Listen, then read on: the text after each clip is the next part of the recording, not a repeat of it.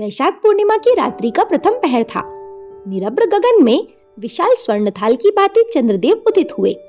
असंख्य तारकों ने नभ में उनकी आगवानी की। उत्साह के अतिरेक में इन तारकों ने स्वयं की ही नन्ही रश्मियों से गूंथकर निशापति को तारक हार अर्पित किया।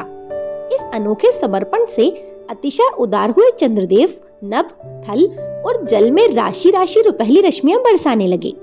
धरती के सभी वृक्ष, पादप, लताएं, गुल्म, तृण प्रकाश भरी पुलकन से रोमांचित हो उठे। निरंजना नदी का जल भी इस धवल चंद्रिका को आत्मसात कर थिरक उठा। इस पावन नदी के किनारे पर खड़ा अश्वत्थ वृक्ष इस सारे दृश्य के अनोखेपन को निहार रहा था। वो दृष्टा था सर्वथा मोह मुक्त और वीतराग। इस वीतराग अश्वत्थ वृक्ष के नीचे युवा सिद्धार्थ भी खड़े थे। उनके मुख पर तप का तेज था। अभी थोड़ी ही देर पहले वे निरंजना के तीर पर टहल रहे थे। निरंजना की जल उर्मियों की ही भांति उनके मानस सरोवर में भी चिंतन उर्मियां थिरक रही थी। आज अतिकाल के बाद उन्होंने सायाबेला में खीर खाई थी। उरुबेला के सेनानी नामक कस्बे के सेनानी गृहस्थ की पुत्री सुजाता ने एक खीर देवता के लिए बनाई थी। उसकी दासी पूर्णा ने जब वहां पर तेजोदीप्त मुख वाले सौंदर्यपूर्ण सिद्धार्थ को देखा तो उसने सुजाता को खबर दी कि आज तो साक्षात वृक्ष के देवता ही धरती पर उतर आए हैं।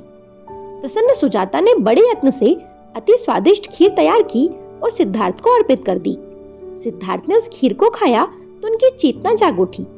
उन्होंने 49 कौर बनाकर खीर खाई और उस स्वर्ण थाल को निरंजना के जल में फेंक दिया। स्वर्ण का वो बहुमूल्य थाल पानी में मिट्टी के पात्र की भांति डूब गया। उनके लिए उस थाल का मूल्य ही क्या था।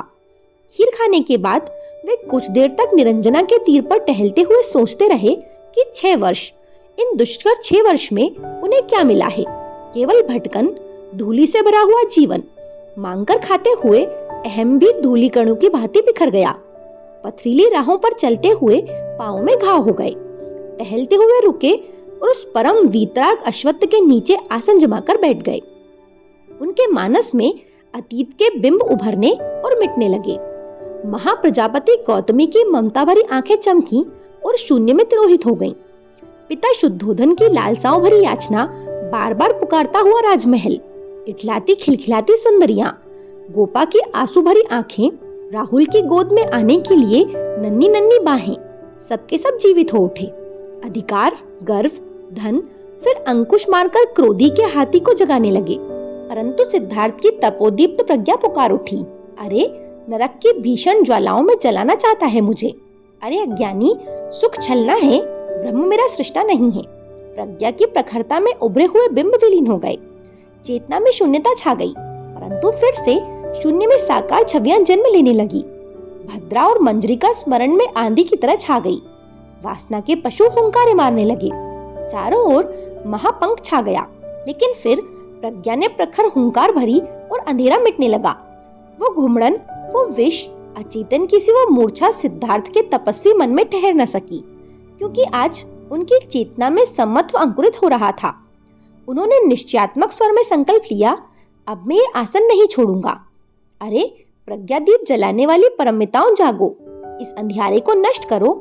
ये आसन मेरा ही है और मैं ताता हूँ। वासना ने अपना आखिरी प्रहार किया। क्या दिया है तूने सिद्धार्थ? मैंने स्वयं को लोक कल्याण के लिए दिया है। कौन है तेरा साक्षी?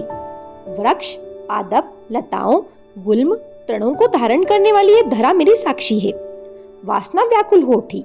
सिद्धार्थ ने संकल्पनिष्ठ हो आकाश की ओर देखा और दाहिनी हाथ चीवर से निकालकर कहा, हे आकाश, तू भी मेरा साक्षी है। एक पल के लिए ऐसा लगा कि उनका ये संकल्प ही चंद्रमा बनकर आकाश में प्रकाशित हो रहा है। वे सोचने लगे, मैं विजयी हूँ, क्योंकि मुझे सुख से सुख और दुख से दुख नहीं होता। परंतु जीवन का सामान्य प्रवाह तो दुखमय ही है। प्राणी सुख की खोज में दुखों को आमंत्रित करता है। सिद्धार्थ के स्वर साकार आलोक बनते हुए फैलने लगे। अनेक जन्मों में मैं इस जग में भटकता रहा। जन्म के दुख सहता हुआ मैं दुखों के कारण को खोजता रहा, पर आज मैंने जान लिया है, ए दुख, तेरी सारी श्रृंखलाएं टूट गई हैं। दुख तेरा शिखर टूट पड़ा है। भग्न विध्वंस संस्कारों से मेरा चित्त मुक्त है।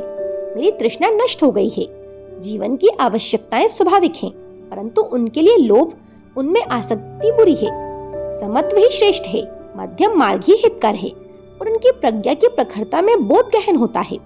अविद्या के कारण संस्कार, संस्कार के कारण विज्ञान, विज्ञान के कारण नाम रूप, नाम रूप के कारण 6 आयतन, 6 आयतनों के कारण स्पर्श, स्पर्श के कारण वेदना, वेदना के कारण तृष्णा और तृष्णा के कारण उपादान, उपादान के कारण भव, भव के कारण जाति और जाति अर्थात जन्म के कारण बुढ़ापा, मरण, शोक, दुख, चित्त विकार और चित्त खेद उत्पन्न होते हैं।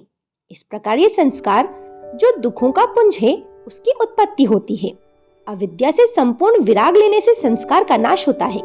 संस्कार के नाश से विज्ञान का विनाश, विज्ञान विनष्ट होने से नाम रूप का विनाश, नाम रूप नाश से 6 आयतनों का नाश, इन 6 आयतनों के नाश से स्पर्श का नाश, स्पर्श नष्ट होने से वेदना नष्ट होती है, वेदना नाश से तृष्णा का नाश, तृष्णा नाश से उपादान का नाश और उपादान नाश से भव नाश होता है, भव नाश से जाति का नाश होता है, जन्म नाश से मरण, शोक, दुख, चित्त विकार, चित्त खेद नाश होते हैं। इस प्रकार ये दुख पुंज का नाश होता है। रात्रि के प्रथम याम में सिद्धार्थ ने प्रतीति समुत्पाद का लोम विलोम मनन किया और हठात उनके मुख से फूट निकला, जब सभी आकांक्षा शांत हो जाती हैं, तो सहेतु धर्म को ध्यायी ब्राह्मण देखने लगता है। तत्व मनन करते हुए रात्रि का मध्यम याम बीत गया। उस समय उन्होंने कहा, आकांक्षा की शांति से कर्म क्षय होते हैं। इस गंभीर चिंतन में रात्रि का अंतिम प्रहर भी आ पहुंचा और तब सिद्धार्थ की चेतना में बोध की संपूर्णता पूर्ण चंद्र की तरह प्रकट हुई, जिसने भ्रांति, आसक्ति और आकांक्षा को शांत कर दिया। इस बोध के साथ ही वैशाख पूर्णिमा बुद्ध पूर्णिमा में रूपांतरित हो गई, क्योंकि सिद्धार्थ गौतम अब सम्यक संबुद्ध हो गए और अश्वत्थ वृक्ष बोधि वृक्ष में बदल गया। ये वीडियो आपको कैसा लगा मुझे कमेंट करके जरूर बताएं। मेरे साथ बने रहने के लिए आप सभी का धन्यवाद।